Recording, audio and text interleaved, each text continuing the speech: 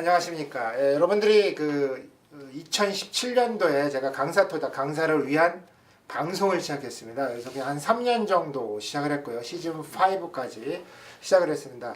이제 강사들끼리에 대한 얘기는 이제 시즌 5 3년 정도로 그 세계에 대한 부분들은 다 얘기했고요. 그래서 새롭게 또 2017년도에 기획을 한 게 이제 이상동의 청진기입니다. 강사들이 이제 강의를 많이 하다 보면 세상 사람들하고 좀 소통을 해야 되겠다라는 생각이 좀 듭니다. 또 강사들도 하나의 이제 교육자 입장에서 세상을 어떻게 바라보는지 거기에 대한 부분들을 이제 가지고 세상을 한번 진단해 보자라고 생각해서 이제 청진기를 제가 이제 제목을 줬는데요. 글쎄요, 정확한 진단은 또 전문가님들을 모시고 제가 하겠지만 결국은 이제 우리가 진단을 어떻게 하느냐가 또 중요한 거잖아요. 그래서 오늘은 2017년도에는 이제 예상하기에 또 이제 퇴직자가 많이 생길 거고 또 경제적인 부분들이 좀 안 좋을 가능성이 많습니다. 그렇다면 제2의 인생을 어떻게 현명하게 살 것인가에 대한 부분들을 가지고 제 1회를 시작했습니다. 그래서 이제 제가 모신 전문가 교수님이 계시는데 사실 이제 저희 방송은요 제가 막 소개시켜주고 하는 것보다는 직접 또 소개하는 게 중요한 거니까 여러분들이 좀 잘 보시고 오늘 이야기를 좀 시작하겠습니다. 오늘의 게스트는요 홍석기 교수님이십니다. 예, 박수 한번. 네, 안녕하세요. 예, 반갑습니다. 네, 이렇게 좋은 자리에 불러주셔서 고맙습니다. 저의 영광이죠. 홍석기 교수님의 이력에 대해서 좀 간단하게 이제 본인 이게 이제 셀프 소개거든요. 근데 셀프 소개는 우리나라는 예전에 이제 겸손이 되게 중요했는데 요즘에 이제 알리잖아요. 그렇죠. 이름이 되게 시대예요. 네. 이 시간에는 그냥 자기가 자랑을 해도 되는 시간이기 때문에 시간에 충분히 좀 알리시면 좋을 것 같습니다. 뭐 자랑이 될지 안 될지는 모르겠습니다만은 제가 강의를 시작한 지 한 12년 됐어요. 바로 엊그저께 어느 회사 신입사원 강의를 하면서 질문을 받았습니다. 대학을 졸업한 학생이 아주 좋은 회사에 들어왔는데 질문이 영어 공부를 어떻게 하면 됩니까? 야, 10년 이상 공부를 했는데 영어 공부를 어떻게 하면 됩니까? 라고 묻기도 하고 제가 여기저기 시험을 봐서 우연히 이 회사에 들어왔는데 내가 원하는 건지 잘 모르겠다. 가서 배치를 받으면 일을 잘할지 또는 뭐 어떻게 할지 불안하다. 내 적성에 맞을지 어떨지도 모르겠다. 이런 얘기를 하는 겁니다. 그래서 그분들에게 몇 마디 말씀을 해드렸습니다만은 돌아오는 길이 마음이 좀 아팠습니다. 제가 은퇴자들 강의를 가든 젊은이 강의 가든 똑같은 질문이 미래가 불확실하다는 거예요. 누구나 미래가 불확실하죠. 그렇죠. 사실 요즘 유행어가 흑수저, 금수저인데 저는 흑수저도 없었습니다. 시골에서 농사 짓는 아버님을 이제 따라서 농사를 지을까 하다가 14살인가 3살 때 중학교를 졸업하고 무작정 상경을 했죠. 무작정 서울로 와가지고 청계천에 방황했습니다. 옛날에 청계천에 조그만 공장이 많았는데 이 공장을 돌아다니면서 뭘 해 먹고 살까 고민을 하다가 이제 공고를 갔죠. 공고를 가서 전기를 공부했어요. 공고 전기과. 공고 전기과 졸업하고 취직을 해야 되는데 갈 데가 없는 겁니다. 야, 어디 취직을 할까 생각했는데 뭐 기술 배우러 갔으니까 그래도 먹고 살아야 될 거 아니에요? 근데 어느 신문에 그게 난 겁니다. 먹여주고 재워주고 그리고 월급 주고 기술 가르쳐준다. 먹여주고 재워주고 월급 주고 기술 가르쳐준다. 야, 이런 데가 어디 있습니까? 그래서 제가 단독으로 그냥 뛰어간 곳이 어느 자동차 회사 직업훈련소였습니다. 직업훈련소 가서 1년 동안 선반, 밀링, 용접 이런 걸 배우면서 아침마다 애국가 부르고 새마을운동 노래 부르고 그리고 이제 기술을 배웠죠. 그러다가 들어간 곳이 모 자동차 회사 공장이었습니다. 가서 자동차를 만들면서 3년 동안 죽도록 하고 일을 했죠. 그때 노조도 없었고 뭐 시간의 근무 수당도 없었습니다. 그냥 일만 하는 거예요. 그렇죠. 밥 한 그릇 떠주니까 일하는 겁니다. 일을 하면서 기술을 많이 배웠습니다. 그때 배운 게 기계죠. 공작 기계, 선반, 밀링, 용접, 프레스 이런 걸 했죠. 3년 동안 일을 하면서 참 고생 많이 했습니다. 그때 우리나라가 처음으로 이제 자동차 만들어서 수출할 때니까 브리사, 복사, 타이탄 뭐 어느 회사인지 다 아실 거예요. 공장에서 일을 하다가 어느 날 반장하고 한바탕 싸웠습니다. 옛날에 공장에 이제 폭력배도 좀 있었고 좀 성질 안 좋은 사람도 있잖아요. 그렇죠. 몇 대 맞고 저녁에 혼자 술도 먹고 울다가 안 되겠다 싶어서 공부를 하기로 했습니다. 낮에는 공장에서 일하고 밤에는 몰래 공부하면서 3년 만에 대학을 갔죠. 네. 대학을 간 곳이 또 컴퓨터공학과였습니다. 아, 예. 그때 컴퓨터를 전공했으면 부르는 게 값입니다. 아, 그렇죠. 지금은- 그 당시에는 뭐. 지금은 뭐 컴퓨터 엔지니어가 많지만은 그때는 별로 없을 테니까 1년에 한 4만 명이 필요한데 전국에서 졸업하는 사람이 300명도 안 되는 겁니다.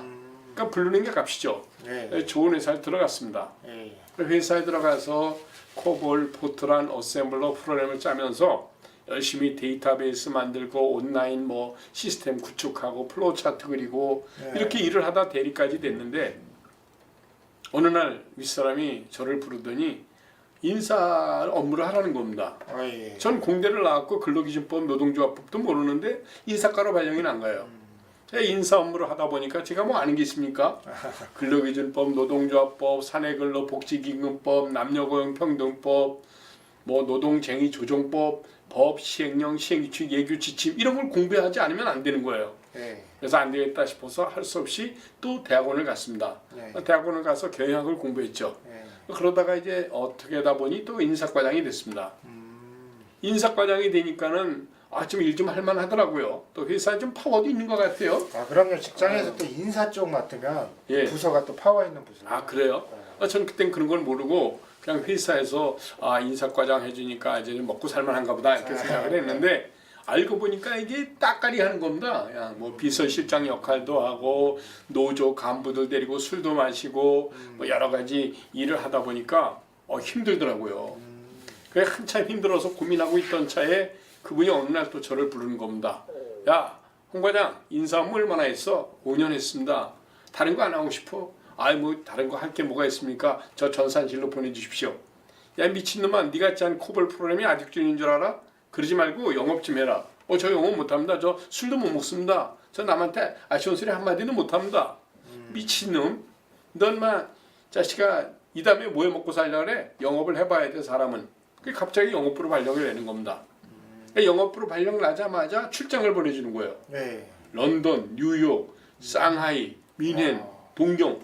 와 너무너무 재밌습니다. 비행기 탈 때만 내려보세요. 영화관에나 가본 적 있나?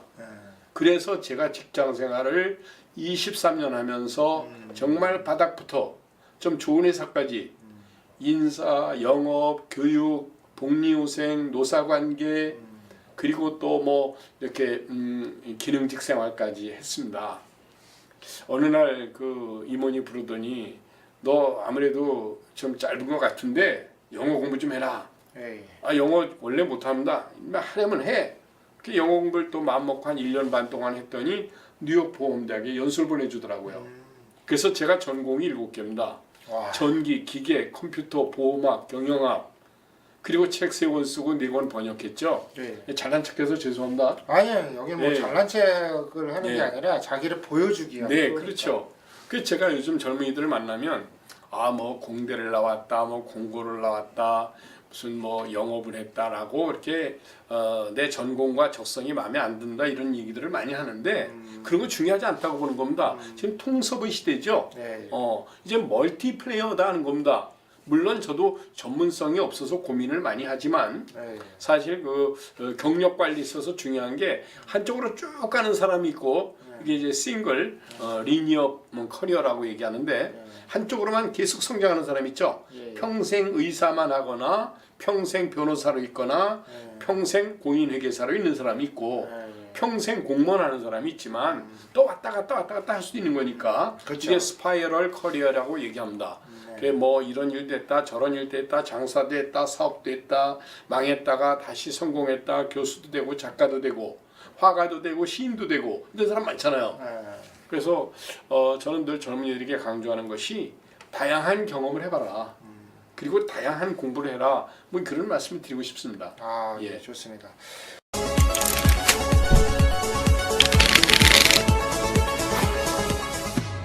사실 이제 다양한 경험 속에서 이제 직장에 대한 부분들을 많이 경험을 하셨잖아요. 네. 근데 실질적으로는 뭐 저도 이제 그 다음 세대라고 하지만 저는 이제 뭐 요즘에는 그 직장 생활을 하지 않고 네. 바로 창업을 하거나 네.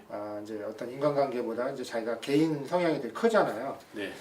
근데 이제 그 직장 생활 해보신 거랑 또 이렇게 창업에 대한 어떤 개인적으로 하는 거에 대한 어떤 인간관계적인 부분들에서 좀 사회생활하면서 많이 배우셨잖아요. 네. 그죠? 그런 것들이 그 어떤 것들이 이점이 있고 장점이 있는지 혹시 말씀해 주시겠어요? 저는 그 최근에 경영자총협회나 상공회의소 네. 또 어떤 그 기업체 리더분들 모이는데 강의를 가다 보면 약간 부러운 걸 느낄 때가 있습니다. 뭐 저 사람이 이렇게 돈이 많을 것 같지 않은데 아주 돈 많은 부자도 있고 네. 또 굉장히 사업을 잘해서 성공한 사람들을 만나면 그렇죠. 나는 왜 옛날에 사업할 생각을 안 했나 이런 생각을 합니다. 네. 저는 직장 생활만 하고 지금 강의한 지 10년이 넘었는데 나도 옛날에 사업을 했으면 잘했을 텐데 하는 후회를 하죠. 후회를 하는데 사실은 약간 그 운명도 있고 또 약간의 그 때도 있는 것 같아요. 그렇죠. 저도 뭐 좋은 회사 들어가서 잘 있다 보니까 그 생각은 안 했던 거죠. 그때 배부르니까. 그렇죠. 그 당시에는 또 더 그랬죠. 그런데 이제 사업을 한 사람들 말씀을 들어보면 그분들도 알게 모르게 힘들게 많았던 겁니다. 그렇죠. 제가 편안하게 직장 생활할 때 그분들은 뭐 회사 말아먹고 고생도 하고 빚에 몰려서 쫓겨도 다니고 막 회사 부도 나가지고 쩔쩔매고 월급날만 되면 은행에 돈 빌리러 다니고 매일매일 때려친다리고 얼마나 고생을 많이 했는지. 그럼요. 성공한 사람들이 실패 안 한 적이 없다는 거죠. 그렇죠. 그러니까 저런 사람이 저렇게 돈을 벌고 저렇게 사업하기까지는 그냥 저절로 된 건 아니다. 거기엔 눈물도 있고 피도 있고 뭐 땀도 흘렸다. 네. 자존심도 상하고 정말 자괴감도 느끼고 자살도 하고 싶었다. 이런 얘기를 다 들어보는 겁니다. 그렇죠. 저는 그 사업을 안 해봤기 때문에 사업에 대해서 말씀드릴 수는 없습니다만은 그러니까 젊은이들이 좀 더 패기가 있고 의욕이 있다면 무슨 일이든 해봐라. 네. 장사를 해보든 사업을 해보든 뭐 직장 생활을 하든 다만 그냥 막 하지 말고 공부하라는 거죠. 뭐 성공하고 싶으면 성공한 사람들의 이야기를 읽어보고 장사하고 싶으면 장사해서 성공한 사람들 책을 읽어보고 해서 간접 경험을 하라는 겁니다. 간접 경험을 하고 또 성공한 사람들 따라다니면서 밥 사주고 술 사주고 배워야 되겠죠. 그렇죠. 저도 지금 뭐 한 10년만 젊었으면 장사하고 싶고 사업하고 싶습니다. 지금도 뭐 늦지 않으셨나요? 그럴까요? 네.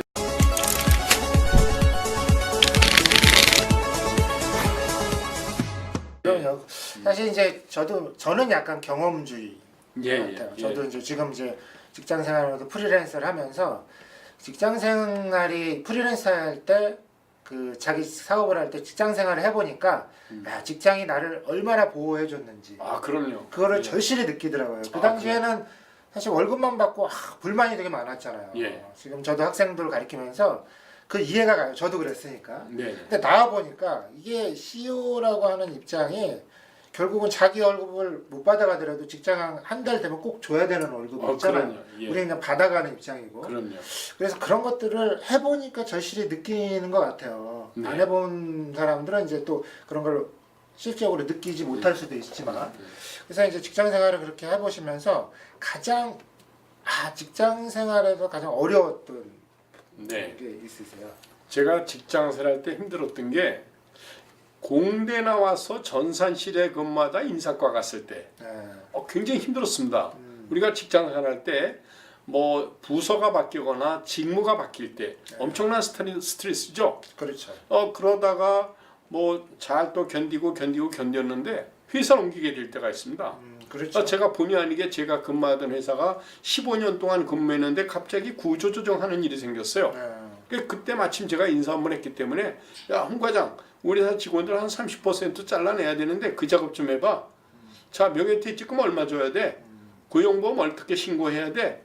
직원들 노조 가서 좀 달래봐 하면서 구조조정에 대한 노사 합의를 이끌어내는 일 굉장히 힘들었습니다. 어려운 거. 회사 나가는 직원들 대상자를 불러서 한 사람 한 사람 면담을 하는 거죠. 그렇죠. 계약직 여사원들 뭐 말 안 듣는 직원들 잘라내야 될 사람들 왜 나가야 되는지 설명을 하고 같이 우는 겁니다. 그러다가 이제 회사를 저도 이제 그만뒀죠. 잘난 척하고 그만두고 이제 다른 회사를 갔어요. 우리나라 통신기업의 네노라는 직업에 회사를 갔는데 그 회사 간지 1년 반 만에 또 그 회사 문을 닫게 된 겁니다. 그래갖고 한 600명을 잘라내는데 거기서 또 사람을 잘라내는 작업을 하는 겁니다. 그럴 때마다 정말 자괴감도 들고 야 내가 이러려고 직장생활 했나? 왜 공대 나왔는데 구조조정만 몇 번씩 하나? 야 이게 또 하나 팔자다 이런 생각을 했습니다. 그런 과정에서 배우고 느낀 게 많아요. 잭 웰치가 말했죠. 최고의 비즈니스 스쿨은 기업이다. 직장생활에서 배우는 게 너무 많습니다. 인간관계. 밥맛 없는 사람하고 같이 노래방 가서 춤출 줄도 알아야 되고 또 내 마음에 들지 않는 사람하고 가서 골프 치러 가서 라운딩하면서 이기는 척하면서 져줄 줄도 알아야 되고 그렇죠. 옛날엔 경조사 가면은 고스톱도 많이 쳤죠. 그렇죠. 문상 가서 조문 가가지고 밤새도록 부장님 상무님 고객 모시고 고스톱 치면서 이기는 척하고 따는 척하면서 이뤄주기도 하고 이런 걸 다 배운 겁니다. 다만 제가 젊은이들에게 부탁드리고 싶은 것이 아마 그러실 거예요. 당신은 어떻게 하다가 강사가 되느냐 그렇죠. 라는 질문이 있을 수 있겠지만 저는 강의를 갑자기 하게 된 것도 아니고 어쩌다가 강의를 하게 됐는데 지나고 보니까 직장 생활을 하면서 배운 것들이 강의에 다 필요하더라는 거죠. 그럼요. 예.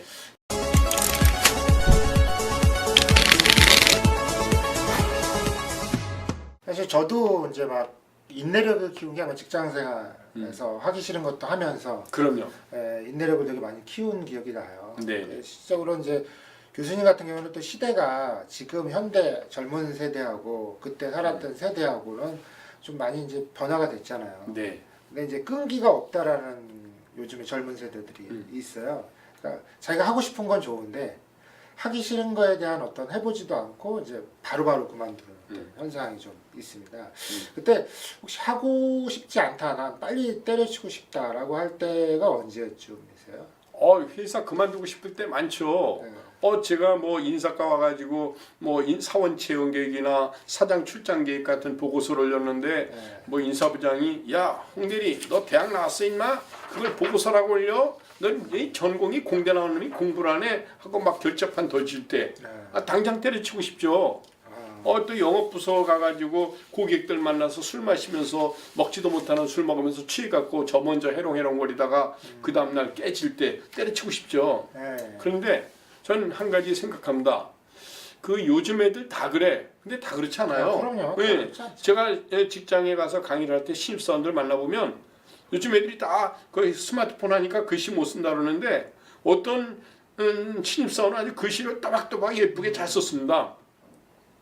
그래 이 학생은 어떻게 이렇게 글씨를 잘 썼을까 이렇게 느낄 때가 있죠.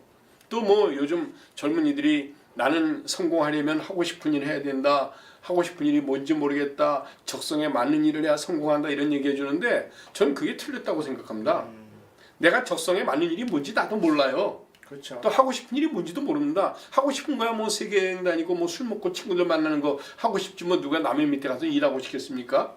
그런데 진짜로 성공하는 사람들은 하고 싶은 일, 적성에 맞는 일 가리지 않아요. 무조건 해보는 겁니다. 무조건 하다 보니까 내가 적성에 맞는 일이 뭐구나. 그때 발견하는 거죠. 뭐 저도 강의를 하면서 생각하는데 제 적성에 맞는 일이 강의하는 거고 책 쓰고 글 쓰는 겁니다.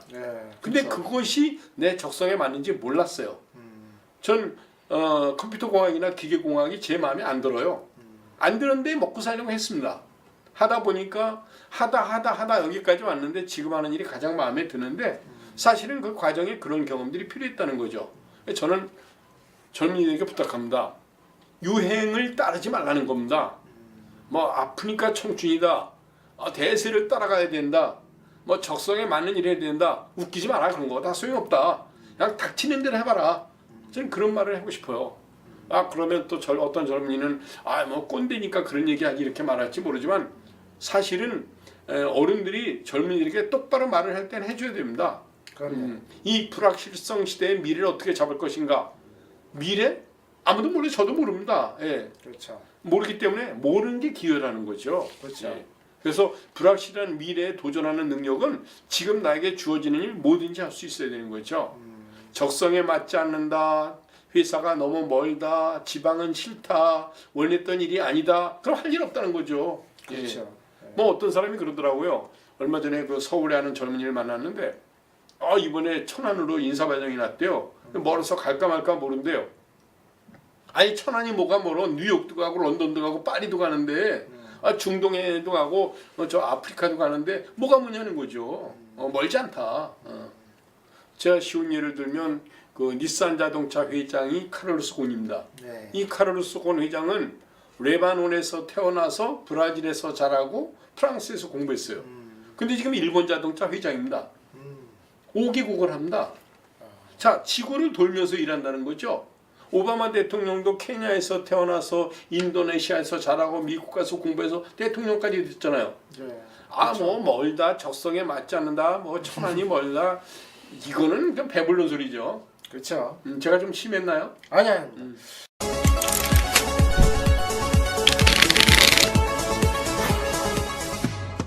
사실 그 물론 이제 뭐 그런 것 같아요. 뭐 우리는 이제 특히 강사들은 이제 진단지나 이런 걸 보고 어느 정도 측정을 해주잖아요. 네. 강사 입장에서도 그럴 수밖에 없는데 네. 그게 전부는 아니고 저도 사실 뭐 강사를 하겠다라는 것도 제 적성보다는 꿈이었었어요. 네. 나중에 이제 이렇게 잘하다 보면 근데 이제 저도 공대 나왔으니까. 네, 네. 예. 근데 이제 이런 것 같아요. 뭐냐면 말씀하신 대로 경험 없이 뭔가 페이퍼에 뭔가 진단을 가지고 하는 것들은 그러니까 너무 광범위한 것 같고요. 경험을 하다 보면 자기가 후천적으로 또 알게 되는 사실들이 많잖아요. 그럼요. 그러니까 저는 이제 저도 가르치면서 이런 얘기예요. 일단은 그만두더라도 해봐라.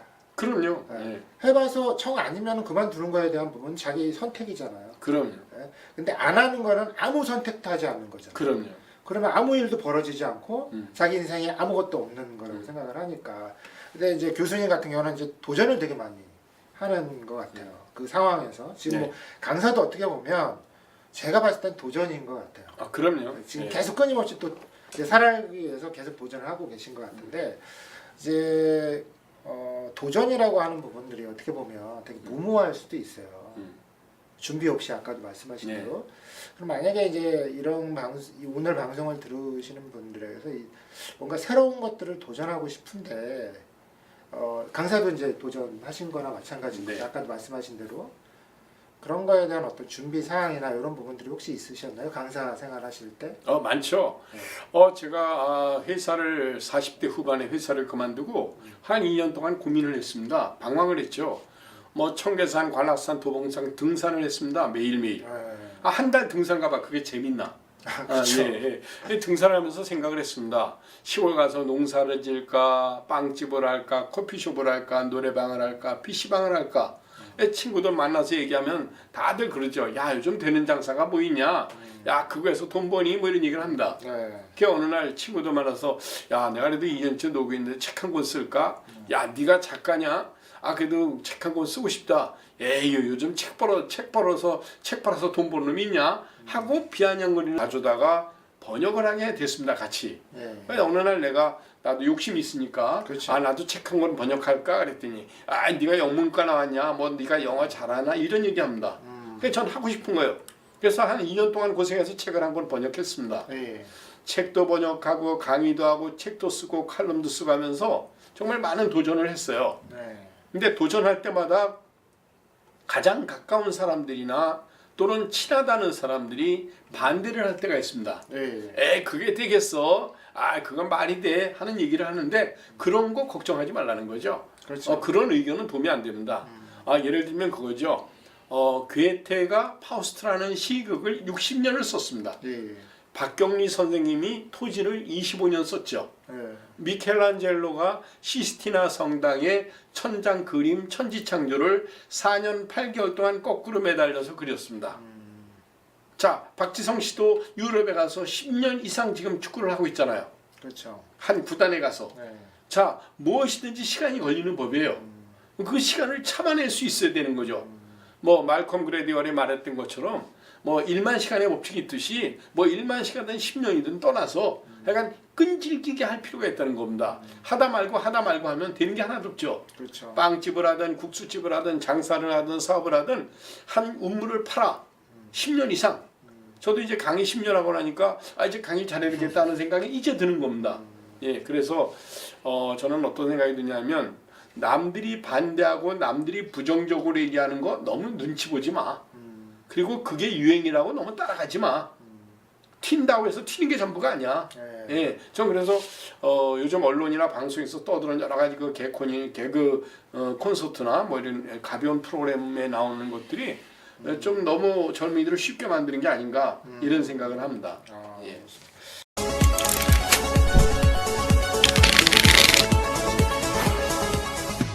이제 듣는 분들도 강사분들이 되게 많아요. 10년 정도 하셨으면 이제 네. 강사의 변화라든가 이런 것들을 많이 전망을 하시잖아요. 네. 근데 이제 강사들이 저도 이제 강사지만 항상 힘들어하는 게 이게 이제 생계적인 문제가 점점 이제 벌어지기 시작을 해요. 그러면서 이제 이 보통 직장 생활에는 이제 연수대로 이제 연봉이 올라갈 수도 있는 가능성이 많은데 강사는 사실 경력이 많다고 강의료가 올라간다는 건 보장이 없잖아요. 그렇죠. 그럴 때 제 주위에서 이렇게 갈등하는 사람이 많아요. 이게 이제 어차피 사명감으로 하지만 그래도 생계적인 문제가 걸렸을 때 무시할 수 없죠. 예. 예. 그런 강사들한테 조금 해줄 말이 좀 있으신가요? 예, 제가 이제 우리나라가 이제 강사들이 어느 해부터 갑자기 많아졌잖아요. 그렇죠. 갑자기 강사들이 넘치고 은퇴자들이 강의한다고 나오고 또 젊은이들이 교육팀에 근무하던 사람들이 나도 강의를 해야 되겠다고 강의 시장에 많이 나오는데 사실은 가만히 보면 이 한 오래가는 강사들이 있습니다. 그렇죠. 꼭 제 말씀을 드리고자 하는 게 아니라 뭐 대기업을 위주로 한 10년 이상 쭉 강의하는 사람이 있고 바짝 떴다 없어지고 반짝했다 사라지는 강사가 있어요. 그렇죠. 가만히 생각해 보면 오래가는 강사는 뭔가 다른 점이 있다. 그게 뭘까 한번 생각을 해봅니다. 꾸준히 공부한다는 거죠. 꾸준히 공부를 하고 자기 개발을 하고 있다는 거예요. 그리고 책도 쓰고 번역도 하고 공부도 하면서 다양한 사람들과 어울릴 줄 알죠. 제가 강의 갈 때마다 늘 고민하는 게 있습니다. 강의를 쉽고 재밌고 간단하게 1시간만 해주세요. 쉽고 재밌고 간단하게 1시간만. 과연 그게 올바른 강의일까라는 생각을 해요. 물론 15분 강의도 할 수 있고 10분 강의도 할 수 있습니다. 전 제가 제 강의를 들으시는 분들에게 드리고 싶은 말씀이 강의 시장에서 오랫동안 살아남으려면 지치지 않는 학습 욕구 그리고 깊이 있게 공부하는 습관을 가져야 됩니다. 쉽고 재밌고 간단한 강의만 하기에는 너무 짧다는 거죠. 깊이 있는 공부를 하면서 뭐 외국어를 공부하면 더 좋겠고 네. 또 세계의 흐름을 봐야 되고 또한 강사료에 너무 집착하지 않으면 될 것 같아요. 강의라는 것은 사실 불러주지 않으면 가서 하기가 어려운 직업이잖아요. 그렇죠. 장사를 하면서도 손님을 불러 호객행위를 하지만 오지 않으면 못 파는 거니까 그렇죠. 똑같이. 그러면 고객들이 불러주시는 강사가 되기 위해서 어떻게 해야 되는가 한번 고민을 해봐야 되죠. 제가 어느 교육팀장을 만났습니다. 선생님, 올해 새로운 강의 계획이나 교육 계획을 짜면서 가장 고민되는 게 뭡니까? 네. 강사 구하는 겁니다. 아니 강사가 수천 명 수만 명인데 왜 강사를 구하는 게 어렵습니까? 우리 모임에서 단체에서는요 1년에 30% 되는 강사를 매번 바꾸고 교체합니다. 근데 유명하다고 해서 불렀고 누가 추천해줘서 불렀는데 들어보니까 아니라는 거죠. 네. 그러니까 정말 청중들이 듣기 좋아하고 그들이 공감할 수 있는 강사를 보는 게 굉장히 어렵더라는 거예요. 그렇죠. 그래서 저도 깨달았습니다. 나도 끊임없이 변화해야 되겠구나 이런 생각을 하죠. 그 모임에서 그 단체에서 저를 부르시면서 하시는 말씀이 그래도 우리 이 상공회의소인데 우리 상공회의소에 와서 10년 이상 이렇게 강의해 주시는 분은 30%가 안 됩니다. 그렇죠. 하면서 몇 사람 얘기를 하더라고요. 그래서 제가 느끼는 게 뭐냐면 고객의 어떤 흐름, 변화를 감지해야 되죠. 제가 강의를 하러 가면 그 사람들은 이미 강의를 많이 들은 사람들이에요. 그렇죠. 유튜브에서도 듣고 방송에서도 듣고 야간 대학원에서 듣고 최고 경영 가성도 듣고 아주 곳곳에 가서 강의를 많이 들은 사람이다 보니 웬만한 강의 갖고는 먹히질 않는다는 거예요. 그러니까 점점 네. 강사가 이제 말씀하신 대로 워낙 귀가 이제 듣는 청중들이 워낙 고급을 많이 듣다 보니까 그러나 수준이 높아지고 있죠. 네, 그러니까 강사를 판별하는 데 있어서 예전처럼 그냥 듣는 게 아니더라고요. 그럼요. 그러니까 이제 어떻게 보면 강사들이 어려운 점도 있지만 말씀하신 대로 그렇다고 해서 포기하는 게 아니라 계속 그거 위로 공부를 해야 되잖아요. 그럼요. 그런 부분들이 이제 어떻게 보면 저는 이제 홍석기 교수님을 딱 볼 때 어떻게 보면 이제 약간 선입견일 수 있는데 네. 연봉이 그 정도 꾸준히 그렇게 하시면 쉴 때도 되셨고 굳이 뭐 그동안 제가 공부하는 건 어느 정도 아셨는데 공부 안 해도 될 것 같은데 계속 지금 책 쓰시고 공부하시고 하시는 어떤 의지가 있으시잖아요. 네. 또 젊은 세대들한테도 또 이렇게 소통도 많이 하시고 근데 이제 그런 걸 보면서 이제 저 강사로서 되게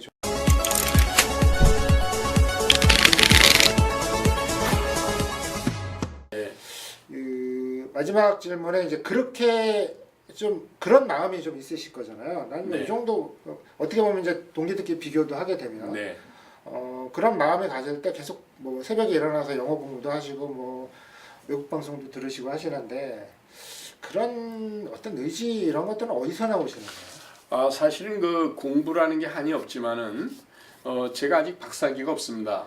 박사기는 없지만 그래도 공부를 할 때 난 이 정도면 됐어. 그 정도면 강의해서 먹고 살지. 뭐 이렇게 생각하는 것은 교만이라고 생각합니다. 제가 최근에 서양 문화사 500년이라는 책을 한 1000페이지 되는 책을 읽어요. 네. 또 가끔 서양 철학사라든가 또는 동양 철학사 이런 걸 보면서 또 예술가들의 삶을 보는 거죠. 네. 베토벤이나 모차르트나 차이콥스키 또는 빈센트 반 고흐나 피카소 이런 사람들의 삶을 흔적을 뒤져보면서 느끼는 게 뭐냐면 난 여태까지 공부한 걸 헛했구나. 공부할 게 무지무지 많구나 하는 생각을 하는 겁니다. 철학자들의 이야기를 읽거나 아니면 볼테르나 몽테스키에나 키에르케고르나 또 아니면 비트겐슈타인이나 이런 사람들의 일대기를 읽고 책을 읽으면서 나 이거 죽을 때까지 공부해도 안 되겠구나 이런 생각을 합니다. 저는 교육하시는 분이나 강의를 하는 분들은 일단 한 몇 가지 지켜야 될 게 있어요. 네. 난 이 정도면 됐다는 교만한 생각에서 벗어나서 죽도록 공부한다. 죽을 때까지 공부한다. 공부해야 가르칠 수 있습니다. 난 이 정도면 됐어라고 생각하는 건 아주 교만이죠. 알면 알수록 부족한 걸 깨닫게 됩니다. 그렇죠. 두 번째는 그 강의 시장에서 굉장히 주의할 점이 뭐냐면 강사들끼리 비교해서는 안 되는 거죠. 각자 독특한 능력이 있기 때문에 재밌게 강의하는 강사도 필요하고 또 펀 강사도 필요하고 웃음 치료 강사도 필요하고 고객 서비스 매너 강사도 필요하고 다 필요합니다. 그런데 강사들끼리 비교를 하거나 뭐 연봉을 비교한다는 것은 좀 슬픈 일이죠. 그렇죠. 또 연봉이 많다 적다는 걸 떠나서 나는 고객이 불러주는 강사야 라고 생각하면 약간의 그 사명의식도 있어야 된다고 봅니다. 예. 그렇죠. 말씀하신 대로 강사들끼리 사실 경쟁할 건 아니고요. 오히려 어떻게 하면 강사들이 세상을 바꿀 수 있는지에 대한 어떤 스터디를 해야 되는데 그게 아니라 강사들끼리 누군 얼마고 이런 비교가 사실 주위에 되게 많이 들려요. 그 좀 슬픈 일인데 제가 그 흔들리지 않는 그 사명감을 하나 얻은 기회가 있었습니다. 독일 국민에게 고함이라는 책을 쓴 철학자 요한 피이테가 한 말입니다. 교육자로서 강사로서 학자로서 당신이 강단에 서고 다른 사람을 가르치는 사람이라면 어떠한 상황이든 어떠한 어려움이 닥쳐도 그 사명을 준수하라 이런 얘기죠. 그러니까 제가 강단에 서고 남들을 가르치는 입장이라면 제가 힘이 들 때가 있고 어려울 때가 있고 때려치고 싶을 때가 있다 하더라도 강단에 서는 그 순간만큼은 올바른 교육을 할 수 있는 교육자의 자세를 벗어나지 마라. 그것은 학자로서의 사명이다 라고 생각을 합니다. 아마도 에마뉴엘 칸트가 말한 도덕적 정문 명령이라고 말할 수도 있겠죠. 좋습니다.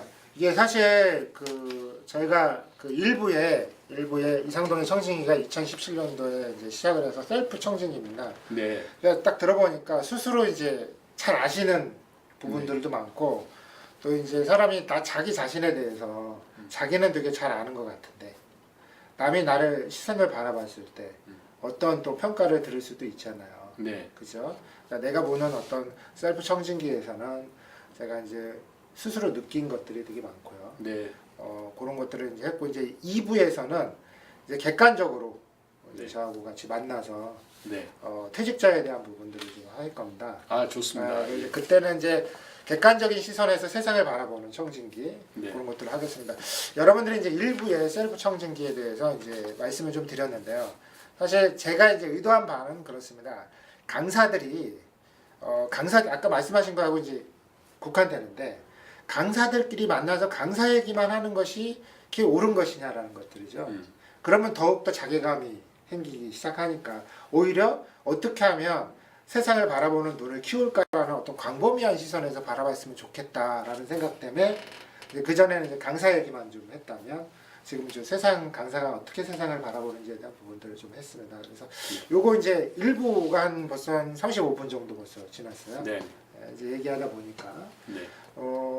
어떠세요? 이렇게 이제 같이 방송을 하다 보니까 굉장히 흥미진진하고 이런 방송은 또 처음인데 꾸미지 않은 거니까 뭐 잘 들으셨을 걸로 믿습니다. 저는 강사님들에게 부탁드리고 싶은 게 강사가 강사들끼리만 모이면 안 된다는 거예요. 물론 강사들끼리 모여서 정보도 교류하고 자료도 공유하는 것도 좋지만 이왕이면 고객을 만나라는 거죠. 교육 담당자를 만나고 교육팀장을 만나고 또 다른 세상을 볼 필요도 있어요.